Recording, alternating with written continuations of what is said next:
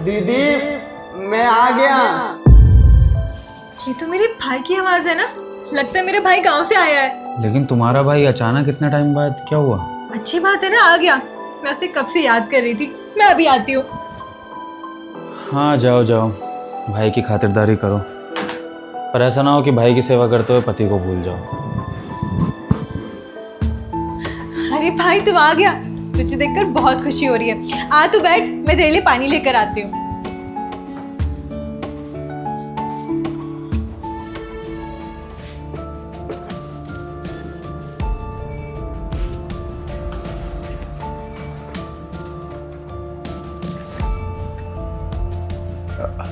Hello Thakur साहब, हम अनिल बोल रहे हैं, जो आपके यहाँ साफ सफाई का काम करता था ना, वही। ठाकुर साहब खिसियाइए मत, वो हम आपसे बोले थे ना कि बाबूजी के इलाज के लिए पैसे चाहिए, दे दीजिए ठाकुर साहब। हम कहीं भाग थोड़ी रहे, मर जाएंगे बाबूजी। वो आपके यहाँ भी तो काम करते थे ना, ऐसा मत बोलिए। कुछ पैसे दे दीजिए, हम गुलाम बन के आपके यहाँ रहेंगे, हमेशा काम करते रहेंगे। ठाकुर साहब सुनिए तो।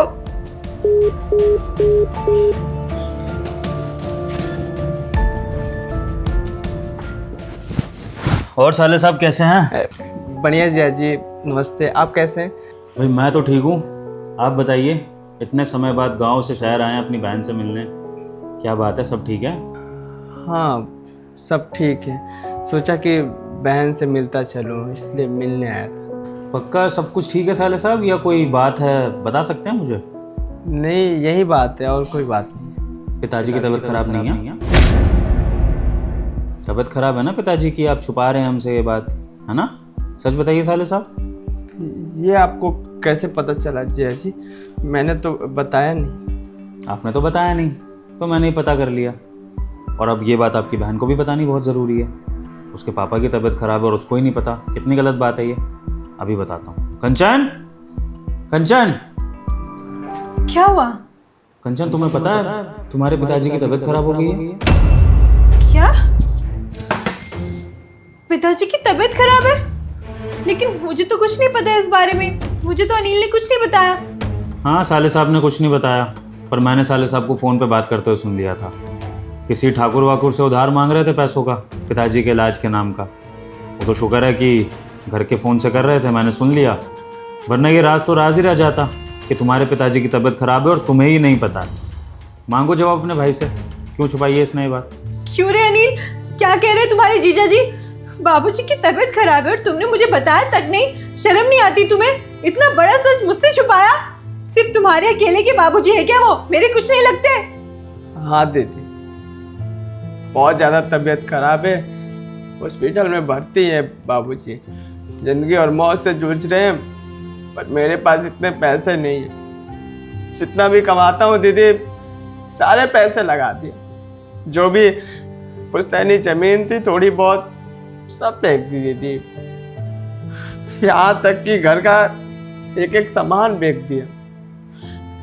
फिर भी उनके इलाज में पैसे कम पड़ रहे। अरे इतनी बड़ी बात हो गई और तूने मुझे बताया तक नहीं। हमारे घर में किस चीज की कमी थी? तू जितना पैसा मांगता हम उतना पैसा देते, तुझे इलाज करवाते बाबूजी का। लेकिन तू ठाकुरों से पैसे मांग रहा है जाकर। शर्म नहीं आती तुझे? इतना बड़ा सच तूने अपनी बहन से छुपाया। कैसे बोलता दीदी? आप तो जानती है ना कि हमारे यहाँ का परंपरा है कि बहन की जहाँ शादी हो जाती है उसके घर का पानी भी नहीं पीते। और मैं पैसों की मदद कैसे ले सकता था? आप खुद सोचिए, ये तो मेरे लिए शर्म की बात है, इसलिए नहीं बताया। मैं तो बताना भी नहीं चाहता था, बस मिलने आया था। जीजा जी खुद बोलती है, सुन लिए थे। देख रही हो तुम, ये गांव की पिछड़ी सोच की वजह से आज तुम्हारे पिताजी इस हाल में है कि उनका इलाज नहीं होके दे रहा है, क्योंकि उनके इलाज के लिए पैसे कम पड़ रहे हैं। जबकि तुम्हारे पिताजी के दामाद के पास है इतना पैसा कि वो उनका इलाज अच्छे से करवा सकता है। लेकिन ये जो तुम्हारे पिताजी, माँ, ये जो भी तुम्हारा बैकग्राउंड है गाँव का, इन लोगों की जो सोच है ना गाँव वाली, इसकी वजह से तुम्हारे भाई ने ना तो हमें बताया, और इसकी वजह से ही तुम्हारा भाई दर दर भटक रहा है पैसों के लिए, लेकिन अपने जीजा से पैसे मांगने को रेडी नहीं है। साले साहब क्या है ये सब? मतलब ये गांव की परंपरा के चक्कर में अपने पिताजी की जान दांव पे लगा दी। अगर मुझे ये बात पता नहीं लगती, हाँ, तो आप पैसे मांगने की कोशिश करते रहते, पैसे मिलते नहीं, और कल को अगर आपके पिताजी चले जाते फिर क्या होता? हाँ, फिर कहाँ जाती है परंपरा? ये परंपरा बचाती है आपके पिताजी को? साले साहब, मानता हूं कि आप गांव से हैं, इस चीज की रिस्पेक्ट भी करता हूं मैं, लेकिन साले साहब ऐसी परंपराओं का क्या फायदा जिसकी वजह से हमें नुकसान हो जाए? अरे मत पीजिए बहन के घर का पानी, कोई बात नहीं, लेकिन जरूरत पड़ने पर मदद तो मांगिए अपनी बहन से। अब आपकी फाइनेंशियल कंडीशन इतनी है नहीं कि अपने पिताजी का इलाज अच्छे से करवा सके। अगर बेटी आपने ऐसे घर में ब्याही है कि जहां पर थोड़ा बहुत पैसा है, तो मदद मांगने में कैसी शर्म है? अरे आपके पिताजी के मेरे कुछ नहीं लगते हैं? हैं? जब आपकी बहन यहाँ पर बहू बन के मेरे पिताजी और माँ की सेवा करती है, तो क्या मेरा कुछ फर्ज नहीं बनता है? साले साहब, मुझे नहीं पता कि आपके गाँव में क्या सिखाया जाता है, लेकिन हमारे माँ बाप ने शहर में हमें ये संस्कार दिए हैं कि बेटा, शादी के बाद लड़की के माँ बाप भी तुम्हारे माँ बाप हैं और उनको इज्जत देनी है, उन पर बोझ नहीं बनना है। और सबसे बड़ी बात साले साहब, पिताजी कंचन के भी हैं वो, और कंचन को ही नहीं पता है कि उसके पिताजी की क्या हालत है, सिर्फ आपकी इस परंपरा की वजह से। और ये मिठाई का डब्बा क्यों लाए आप जरा जान सकता हूँ मैं? ये भी परंपरा है कि हालात कोई भी हो, बहन के घर खाली हाथ नहीं जाते। कंचन, तुम्हारे भाई का कुछ नहीं हो सकता है। परंपरा के चलते पिताजी की तबीयत खराब है और ये मिठाई का डब्बा ले आए क्योंकि परंपरा है। क्या कर रहे हैं आप साले साहब? परंपरा के चक्कर में इंसानियत भूलते जा रहे हैं क्या? ये अपनी समझ खोते जा रहे हैं? भला अपने पिताजी की तबीयत खराब में कोई मिठाई बांटता है? हाँ, अरे ऐसा नहीं हूं मैं जैसा आप लोग मुझे समझ रहे हैं। प्लीज अपनी इस परंपरा के चक्कर में अपने जीजा को विलन मत बनाइए साले साहब। इतनी क्रिटिकल सिचुएशन में जहां पर मुझे आपके लिए खड़ा होना चाहिए, मुझे आपकी मदद करनी चाहिए, वहां पर मैं ये मिठाई का डब्बा खाऊं? बताइए आप जरा, कोई सेंस है इस परंपरा का?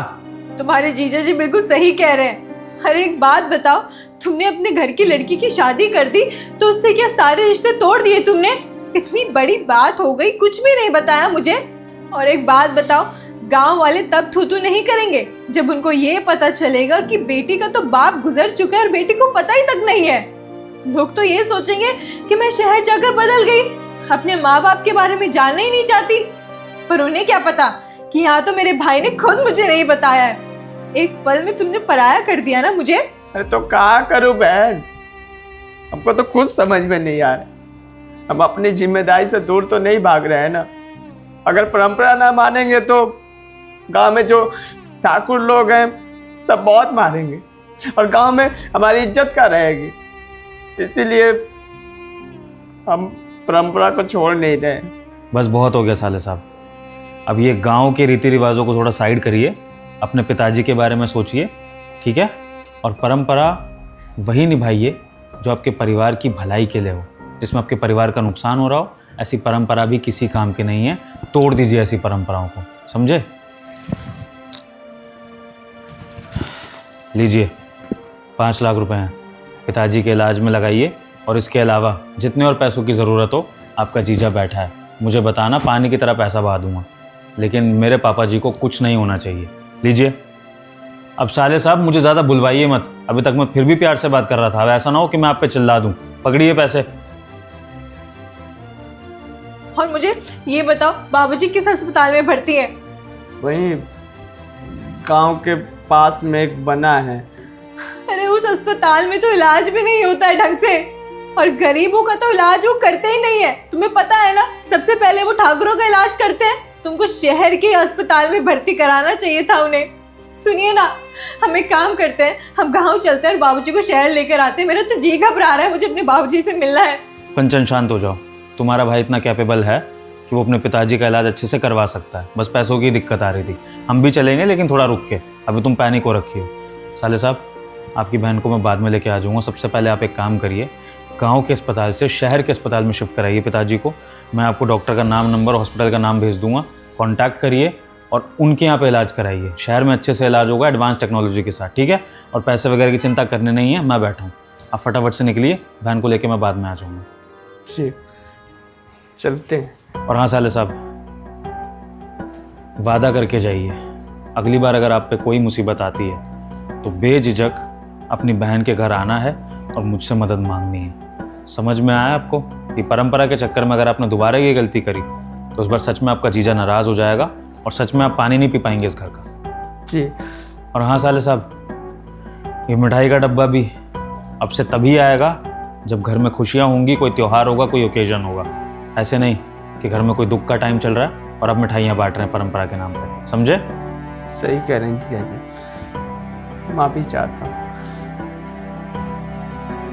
चलता हूँ दीदी, आप आना बाबूजी से मिलने। हाँ तुम जाओ, बाबूजी का ख्याल रखना, हम जल्दी आते हैं।